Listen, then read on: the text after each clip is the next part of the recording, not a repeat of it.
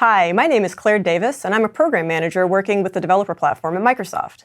Today, I'm going to show you how to download and use the new Microsoft Emulator app and the Windows 10 emulator image. The emulator will allow you to build, deploy, and test your code on Windows 10X, including enhancing your application to take advantage of the new dual-screen device experience. In this session, I'm going to demonstrate how to set up some of the most common debugging scenarios to help you get started targeting your applications for Windows 10X. To get started, you'll need a computer running Windows 10 Insider with at least 8 gigs of RAM, an Intel processor that supports virtualization, and Hyper-V enabled in Windows. AMD processors are not currently supported. For the best development experience, you'll also want the latest Visual Studio Preview and the latest Windows Insider SDK. Now that you have Visual Studio and the SDK ready to go, we can move on to installing the emulator. The new emulator is available through the Microsoft Store. The quickest way to find the emulator is to use the link provided at the end of this session, or you can search for Microsoft Emulator. Once you've installed the emulator, you'll need to install an image for it to boot. Emulator images are installed as optional packages, which are then booted by the emulator itself. The latest emulator image can always be found at aka.ms/emulator/latest. The emulator images are several gigabytes, so it might take a few minutes to download and install the image. Once it's installed, launch Microsoft Emulator to find your new Windows 10X image. You can launch your emulator from this emulator manager. Just click Start under your installed emulator image. The first time you boot the image, it might take several minutes before it's fully booted into Windows 10X. Subsequent boots will be faster, but launching the emulator through the emulator manager allows you to keep the emulator running throughout your development workflow. The emulator enables you to see how your apps will run on a dual-screen device. It can also simulate different modes of input: mouse, single touch, and two-finger pen. Our sample app that we'll be going through for UWP demonstrates these. So you can see with two-finger touch, you can zoom in and out just like you would if you had your fingers on the display. And if you're zoomed in, you can also simulate one-finger touch to pan around the image. The rotation buttons and the posture allow you to change the state of the emulator's virtual device. The Postures button exposes the most common postures users might choose while using your app: the dual-screen portrait, the default posture, dual-screen landscape, single-screen portrait, and single-screen landscape. You can easily switch between different postures by clicking on these buttons. And you'll see here now we're in dual-screen landscape. For more complex postures, check out the Orientation tab of the Additional Tools window, which is accessible by the chevron at the bottom of the toolbar.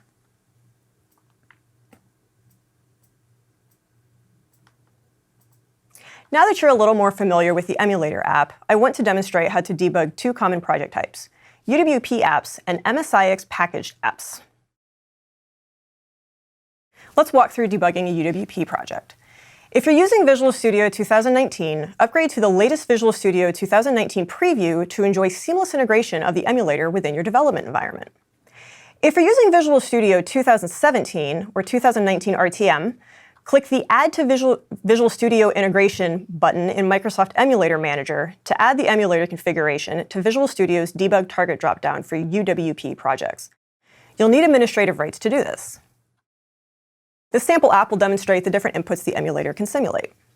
To debug a UWP project on the emulator, if you're using Visual Studio Preview, all you need to do is select the emulator in the Debug Target dropdown in Visual Studio. Hit F5 to build your project and start debugging. So breakpoints function normally. I've added a breakpoint to the Update Image button here. And when we hit Update Image, you'll see that Visual Studio is now in break mode. And you can even see what's going on by watching variables and seeing what's going on in your code. You can also step into your code from Visual Studio. When you hit Continue, your application will again respawn normally, just as if nothing happened. Because Windows 10X is more secure than a traditional desktop PC, there are additional approaches to debugging apps you're going to need in your toolbox. An important tool for debugging projects running on Windows 10X is the Device Portal. You may be familiar with this feature if you've targeted projects for IoT or HoloLens. Windows Device Portal, or WDP, exposes a number of capabilities that don't exist in the Windows 10X shell. You can jump to WDP right from the emulator by clicking the chevron on the toolbar. From there, you'll find a link to open WDP for your running Windows 10X image in your default web browser. WDP allows you to upload files to the file system of the Windows 10 X image. So under File Explorer, to demonstrate this, I'm uploading a photo to the emulator, which is then available for my sample app to display.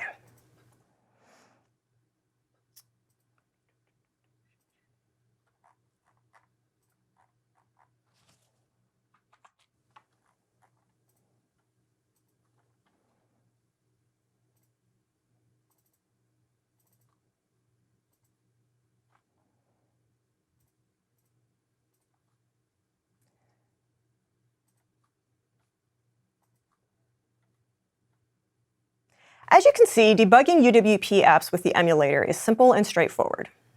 Now let's move on to a packaged desktop application. This is a C# WPF app that uses the MSIX-packaged format, which makes it easy to deploy apps in Windows 10X. Windows packaging projects don't know about the emulator, so we're going to treat this project like a regular remote debugging scenario using the running image's assigned IP address. The Emulator Manager displays information about your running Windows 10X image, and you can select and copy the IP address like normal text. To set up remote debugging, open the properties of the Windows Packaging project in your solution. Under the Debug section, choose Remote Machine and enter the IP address of the running emulator. Make sure authentication mode is set to Universal. This configuration works in both Visual Studio 2017 and 2019. Now you're ready to hit F5 and start debugging. I've added a breakpoint to the event that fires when I try to close a tab in my interface. As you can see, breakpoints function normally, and again, you can inspect variables and other information about your program while it's in the break state.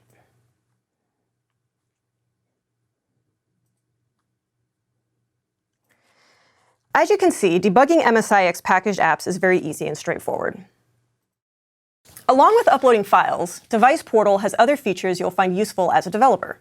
You can find more details on Device Portal's features in our online documentation, but let's go through some of the most commonly used features. You can launch any registered app package, UWP or MSIX, from the Install Apps section.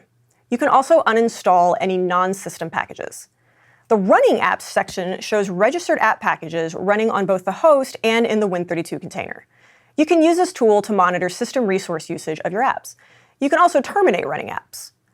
Running processes is similar to running apps, but it shows all executables running in both the host and in the Win32 container. This is most useful when working with unpackaged Win32 applications. Like the Running Apps tool, you can use this view to monitor system usage and to terminate running processes. These links will help you get up and running with the new emulator. Debugging unpackaged C++ apps is also supported in the emulator. For more details on this and the scenarios we covered today, check out the developer information link. We're excited to bring this new emulator to you and would love to hear your feedback. You can send us feedback right from the Emulator Manager under Help.